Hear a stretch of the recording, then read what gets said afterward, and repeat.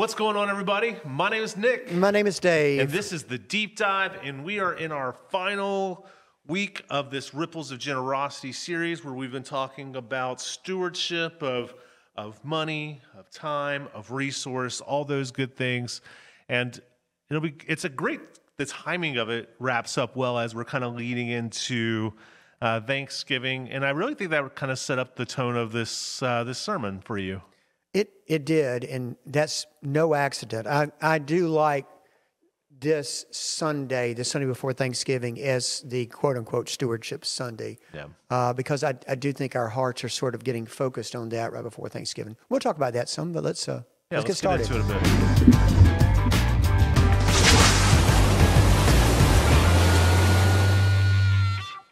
Well, Dave, we are here on a Sunday right before Thanksgiving.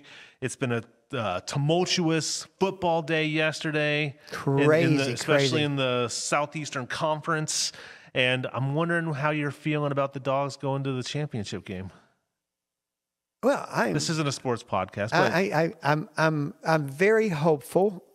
We've a lot of the banter around church this morning out in the Welcome Center and stuff was all the scenarios that gets them there, and was it better to be in the SEC championship or, to be like Tennessee and, be able to probably sneak in without playing, rest up a bit. I don't know. You got to win. If you're going to win the championship, you got to win games. And so that's kind of where it is. It depends on which Georgia team shows up. Yeah. They seem to rise to or fall to the level of competition of lots of times. And so we'll see. Yeah. I'm hopeful. I will ride this train as long as it will go. Wherever it takes us, you'll go there. Sure. And I think that's where most Georgia fans are at this point, if you're a Georgia fan. But Georgia cannot overlook Tech. No, they can't. Tech will be a tough game here. If this season, this 2024 20, which soon to be 25, but if this season has not shown us one thing, is that it's a very unpredictable. Every week there have been surprises. Yeah. And there have been some teams that have usually been not Cinderella teams, but kind of easy teams that have pulled some big upsets. Yep. And so, So we'll see. Let's see. Got to win Friday and then got to win the next Saturday. And so we'll see. Just keep it rolling. Keep it going. Well, like we said at the top of the show, that this is our last week of this Ripples of Generosity. Kind of give us a feel for what you talked about today, and we'll dive deep into it. Okay, sure. But, as you mentioned, hey, that worked out really well that it was a Sunday before Thanksgiving. And I do like that because I do really like Thanksgiving. Yeah. If I had to choose a holiday, and it almost sounds sacrilegious for a preacher to say, I like Thanksgiving better than Christmas. But I think all of the stuff that gets criticized about Christmas, with the commercialization, with the constant commercials and movies and Hallmark, all of that stuff, it can be a bit much. And Thanksgiving doesn't seem to have gotten to that point yet. And it's just really about getting together with family or friends and sharing and being thankful and grateful. Yeah. And so I think that's what we brought into the sanctuary this morning. And I think there was a sense of gratefulness and thankfulness and joy that seemed to be present in the service. Music was great. I would like to say a word about the testimonies that we've had throughout these series. We've had 3 now, David and Margaret Dunn, and then Kay and Kendall Sherrill, and then this week, Connie and Scott Clements. And they've all done they've all been different, but they've all been wonderful. Yeah. And Scott and Connie, the first 2 couples that we had, they do a lot of speaking. They've done a lot of leadership. You kind of expect them up front. But Connie and Scott did such an eloquent job. He really did. In giving his testimony this morning. And it was very, very moving for me to hear. So, yeah. It was cool. I think one of the cool things you've seen through a lot of them, though, or through really all 3, is how, they kind of they weren't just people who sat in pews. Like, they're not just giving money. Like, they're giving their time. They're giving all their three energy. of those folks, they work. Exactly. They are worker bees in the church. That's right. All three of those couples. Yeah. I do have to say this, though, real quick, is that I just got word from the back that says you are wrong about holidays and that Christmas is better. Okay. All right. Well, that's fine. Each to his own. Just joking. Each to his own. Well, yeah. It's good times. It is good. But anyway, so it was a culmination, and all of it, and we talked about it now this is the third week about talking about ripples of generosity and sort of that metaphor, for our giving and serving and doing within the church and what the church does and how it sends out these waves in response, to the blessings we've had on our life, and then we're generous, and it's these ripples of generosity goes out. So, we've heard these great stories of testimony, and I kind of gave two more stories today to throw into it, and I'll talk about them in order. And the first one, actually, you were a part of as well, and just how God works through our generosity. We had, as we do every year, a thing called Angel Tree, where we partner with schools usually, and kids that are going to have a difficult time at Christmas,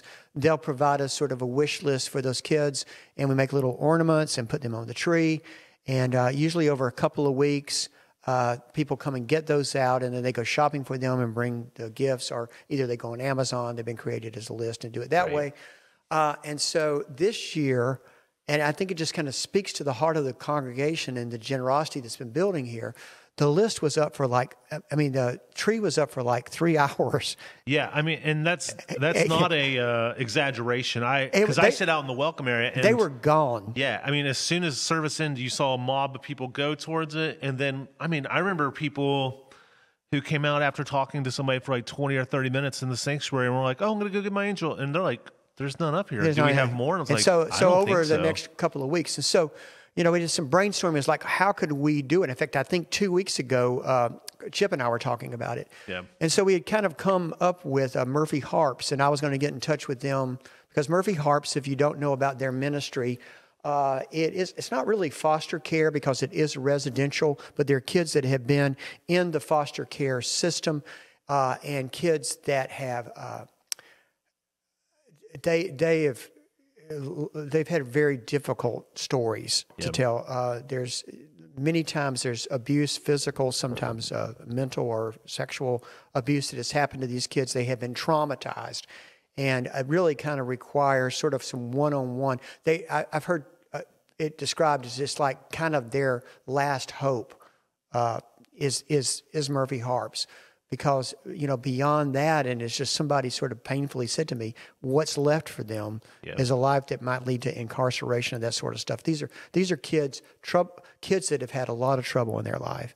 And Murphy Harps does great work. So, it's a place that I don't mind partnering with at all. For sure. And so, their list was up there. And so who should come walking in? Because I just had been talking about it the day before. But Gary, who is one of the directors over there, has gotten to become a friend over the last couple of years. Super nice guy. Super nice guy. Yeah. He's spoken here to a couple of our groups. And so he comes walking in just because he doesn't live close to here. He doesn't work close to here, but he bought his car here. Yeah. So his car is being serviced, and he drops it by and he says, I think I'll go see Dave, And so he didn't come with an agenda of asking us to do this. Right. But he walked in, and I said, hey, I was just thinking about you and get in touch with you. And he has tears in his eyes. He says, man, if you didn't believe in the providence of God, this is the providence of God. And you were part of that conversation. Yeah. And a large part, in case you didn't see the service, a large part of it was because a church that they had been partnering with before dropped out, was it the night before? The night before they just found out. Less than 24 hours, that stress. And somebody who works in these types of things, that's stressful when your plan starts falling apart, and you got to figure out what am I going to do with these kids. But then 24 hours later, shows up at our doorstep. And I think that they go to congregations to raise money all the time, and suddenly you lose this one church where, depending on who's done it for several years. Right.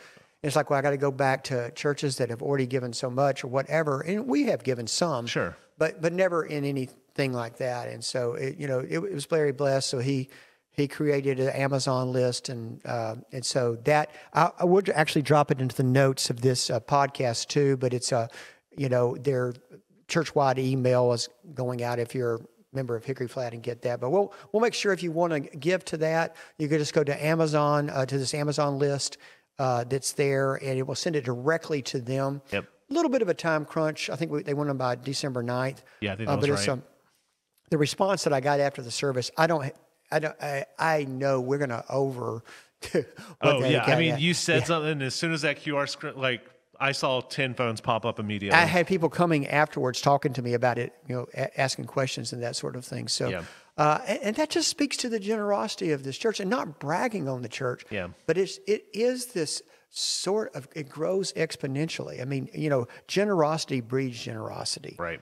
And so I think at this time when we're being thankful and, looking, ahead to, this week, and then, how can we be a blessing?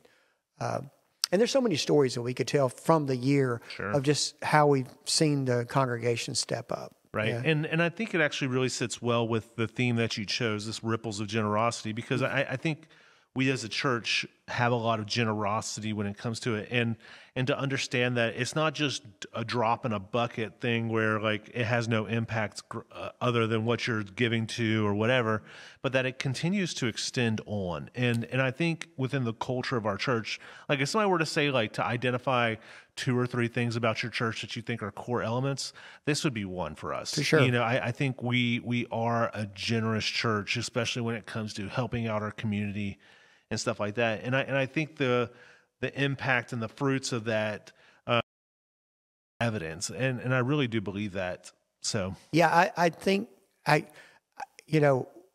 we love the Bible and we love worship and we do those things, but the things that people are beating down my door talking about are mission related things. Yeah. It's not like we need to add these 5 Bible studies or whatever. It's how can we serve and make a difference in the community and the world? And so, that speaks volumes. And I love that about the DNA of our church. I would agree with what you just said. Yeah. There's one thing that, and I didn't mean to cut you off there, but one of the quotes you said, or one of the things you said that popped up on the screen, kind of compared generosity and thankfulness together. And I kind of wanted to dive into that. I thought that was a cool point. Yeah, I think those things go together. Yeah. I really do. I think it's just observationally, the people that I see that are the most generous are also some of the most grateful, thankful people that I know. Yeah. They kind of live into this gratefulness and thankfulness of the people that are always thanking me and saying how grateful they are for the church and that sort of things. They're also the most generous. So those 2 things seem to be linked. I think there's scriptural support for that. Yeah. I just to say a bit of the text that I used this morning from 2 Corinthians, Paul was challenging a church there in Corinth, and he was actually not trying to manipulate them. He says that in the verse, but he's comparing them to another church. He says this other church, because he was trying to raise some money for the church in Jerusalem, which was very, very poor, and it had gone through with the Romans. There was a lot of threatening things on that church, and they were struggling. Right. And so they depended on the offerings from these outside churches, kind of the suburban churches. They were across the Roman Empire, that many of them Paul had started. So he collect money to send back to Jerusalem. And apparently, from the text, the Corinth church had done it the year before, but they just had not taken up that offering for them this year. I don't know if they were planning on spending it on whatever. And so Paul was challenging them on that. And I think written within, and I don't have the text in front of me, but was about understanding the gratefulness of what Christ has done for him, that he became poor so that we might be rich. And then he says some things that I would interpret it as that, we give what we can, and so it is not equal gifts. It's not like everybody, we get a bill and everybody gives to the church the same amount. People give different things as they can. But when we do that, when we respond with that, and maybe there's somebody that just because of their finances, they're able to write what would appear to be a bigger check. But there may be somebody else that writes just as much sacrifice for them, just because of their economics. And so I think what Paul is kind of stripping away is sort of like what we tend to do, is like to judge people by how much money they make. He says like it's all the same, it's all equal. We all It's the heart of the gift. We're all giving what we can. Yeah. And when we do that, no one's going to have need. Yeah. And so I've seen that throughout my years of working in a church. For sure. And then I loved this last story that I told, and it is I heard it from a friend of mine. I'm not sure where he got it, but I looked it up. And it, when we were talking about it, it's like, is that a preacher story or is it a real story? It's a real story, and it happened up in this area where I never was an FFA, Future Farmers of America, but like in a lot of rural areas, I bet you it used to be a big thing in Cherokee County. It still is. Actually, Creekview is supposed to be have a really good FFA program. Okay, so it's agricultural. Kids raise animals and plants and vegetables and stuff like that, and so it culminates with some competitions and stuff, and then there's an auction where what they've been working on, they can sell their cow or bird or whatever it is they've been growing and make some money. And so this kid who had been participating in it for several years came down with a really serious illness that was, she had to have lots of medical treatments around it, and lots of bills and that sort of things. But she was able to be out of the hospital at the time of the auction. And so she's taking her lamb to the auction to get, hopefully make some spending money. And so the auctioneer hears a story and wants to try to help her out. So he tells everybody her story of what she's been through, and hoping that, I think they said that lambs usually were $2 a pound. That's right, his weight. And so he was hoping that people might bid a little bit more so she'd get a little more money. And so it did. They went through the first cycle, and it ended up selling for $11.50 a pound, so $9.50 more than, Pretty good. Yeah, people are being generous. And so the guy wins the auction. He said to the auctioneer, sell it again.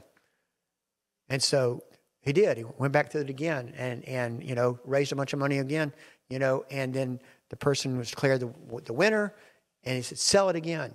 And then everybody got into it, and every time it was sold, everybody goes, sell it again, sell it again, sell it again. It sold 36 times. Wow. And they raised $18,000 for this young woman. That's awesome. From that. And at the end, the last person who bought it, I didn't say this part in worship, they gave the lamb back to her after it was all over.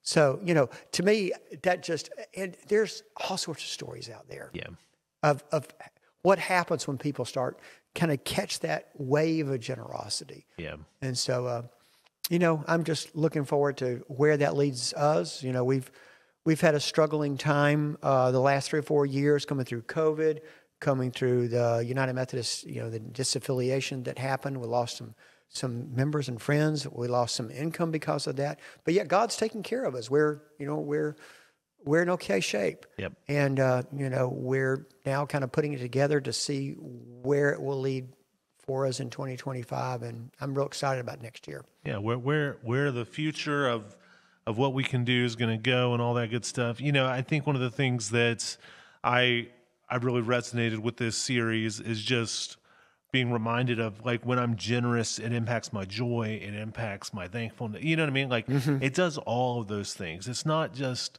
we don't ask you to give just for a bottom line number or anything like that. Like, there's a part of us, and I think you said it, I forgot if it was last week or the week before, but that it's wired in us to give. Yeah. And I feel that, I see that in my own life.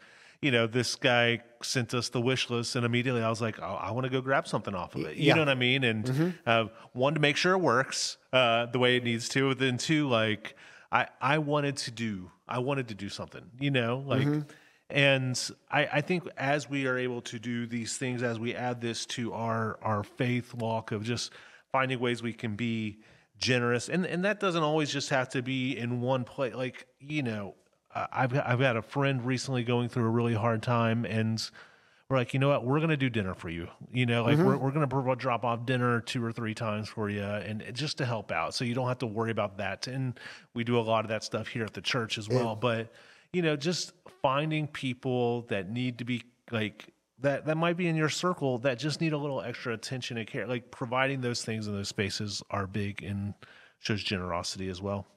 Yeah. But I think they're grateful people when people, have done for them during times. I've seen those people turn right around, and they want to be the ones that are, providing in the meal trains or that sort of thing. So it's and the people that we've helped as a church at times to say, many stories of people who come back and said, look, the church helped me when I was in a really difficult time, and now God's blessed me, so I want to write this check for the church or whatever. Right. It is this ripple effects. Giving and gratitude is contagious. Yep. And so, that's it's been a good series. I've enjoyed it. I'm looking forward to Advent as we come into that, the Christmas season, or in the church we call it Advent, the Advent of Christ, as we're preparing for his coming. Yep. And so this series, we're looking at Christmas presents, not present. Although the greatest gift, the gift that we received, is Jesus Christ, but it's his presence, Emmanuel, God with us. And so over the course of our Sundays and the teaching times, we'll be looking at, and there's we light, in our church, we light an Advent wreath. Right. And each week, the candle symbolizes something different. And, the first week is, I think, peace, and then hope, and then joy and love. I think I got those in the right way. But we're love and then joy. So we're going to look at how we receive that from the gift of Jesus, but also how through our Christmas presents we can be that for other people in the world. Yep. Well, very cool. As we kind of wrap up here, just want to say, as we are entering this season of Thanksgiving and stuff like that, I want to give a special shout out to our production team. This doesn't happen. I mean, I don't even know what number episode we're on at this point, but this doesn't happen without a crew of people that work behind the scenes for this. And you guys don't see them on screen, but they're the people clicking all the buttons, making us sound good, all that good stuff. So thanks to Derry, thanks to Frankie, Courtney, Boker, and anybody else who's had a hand in this. Yeah. You guys really do a tremendous job, and we appreciate you guys. But we do the easy part. Yeah, we just kind of sit down and lights pop on, cameras get set up, and we just kind of wait for a text that says, okay, you're good to go. So thank you guys for that. We do appreciate y'all. And then, I'm thankful for you as a leader. Yeah. I'm thankful for the staff we get to work week in and week out with, and thankful for this church and the ability to be able to serve here. So, me too. Yeah, I'm very grateful. And I'm grateful for you guys. I'm grateful for you guys who watch the podcast, for those that attend our church, either online or in person, and for, just making this the wonderful community that we enjoy. Absolutely. It's a blessing. Well, if you guys have any questions about anything that we've talked about, there'll be a chat box below, or a comment section below the Facebook, the YouTube. As Dave said, we'll make sure the link for Murphy Harps gets put into our notes down there. So if you're looking to give, go find the link below. I think there's also an email going out if you're part of the church body. Yeah, you'll be getting an email. In fact, it's already gone out. So it's gone out and all that good stuff. So help out if you can. Don't feel pressure if you can't. It's one of those things that this is just a way we can practice our generosity. But without further ado, we'll catch you guys next time, and have a happy Thanksgiving. All right. God bless everybody.